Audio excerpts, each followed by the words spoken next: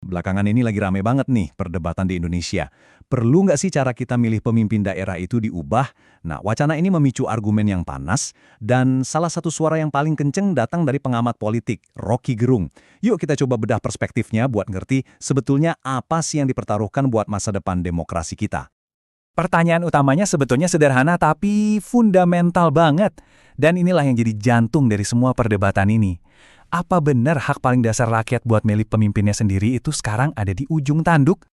Oke, jadi apa sih sebetulnya yang lagi diusulkan ini? Biar kita paham kenapa isu ini jadi begitu penting buat perjalanan demokrasi Indonesia, kita perlu lihat dulu inti perubahannya. Jadi inti masalahnya itu ada di dua sistem yang beda banget. Sekarang ini kan kita pakai sistem pemilihan langsung, di mana suara setiap warga itu dihitung. Nah, usulan barunya adalah sistem tidak langsung. Artinya, keputusan pemilihan itu diserahkan ke para wakil rakyat di DPRD.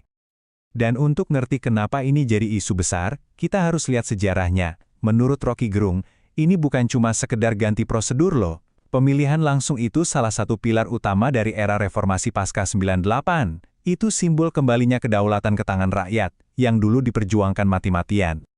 Terus kenapa perubahan ini diusulkan? Disinilah ceritanya jadi menarik. Ada dua narasi yang benar-benar bertolak belakang. Satu sisi ngomongin soal efisiensi, sementara sisi lain menuduh ini cuma akal-akalan para elit. Coba kita lihat. Di satu sisi, alasan resminya kedengaran logis. Biar lebih efisien, biar biaya politik nggak mahal-mahal amat. Tapi di sisi lain, tuduhannya serius banget. Katanya, ini cuma cara elit buat mengunci kekuasaan dan justru mindahin korupsi ke ruang yang lebih kecil dan tertutup. Rocky Gerung melihatnya lebih tajam lagi. Buat dia, ini bukan cuma bikin demokrasi mundur, bukan. Ini sama aja dengan membatalkan hak rakyat buat menikmati kedaulatannya sendiri. Wah, ini pernyataan yang keras banget. Nah, argumennya malah jadi kebalikannya. Katanya, perubahan ini nggak akan menyelesaikan korupsi, malah bisa jadi memperburuk. Logikanya gini, lebih gampang dan lebih tersembunyi mana menyuap puluhan anggota DPRD di balik pintu tertutup atau harus mempengaruhi jutaan pemilih di ruang publik?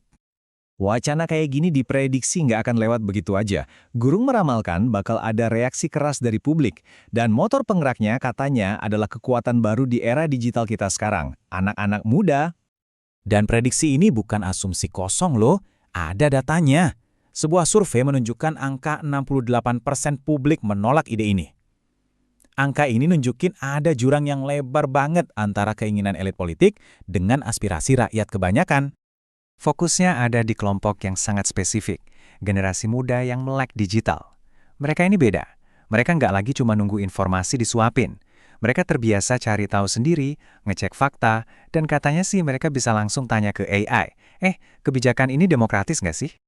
Kutipan ini kayaknya benar-benar menangkap perasaan publik yang merasa suaranya diabaikan secara terang-terangan. Ada persepsi arogansi dari para elit politik yang seolah-olah ngerasa suara rakyat itu udah nggak penting lagi. Nah, analisisnya nggak berhenti di situ. Isu tunggal ini dihubungkan ke sebuah prediksi yang jauh lebih besar, potensi adanya tsunami politik di masa depan. Gimana ceritanya tsunami ini bisa terjadi? Skenarionya dimulai dari masalah paling dasar, yaitu ekonomi atau masalah perut. Ketika frustrasi ini ketemu sama kemarahan politik gara-gara isu seperti ini, nah disitulah puncaknya. Bisa memicu ledakan sosial yang besar. Peringatan ini juga ditujukan langsung ke lingkaran kekuasaan.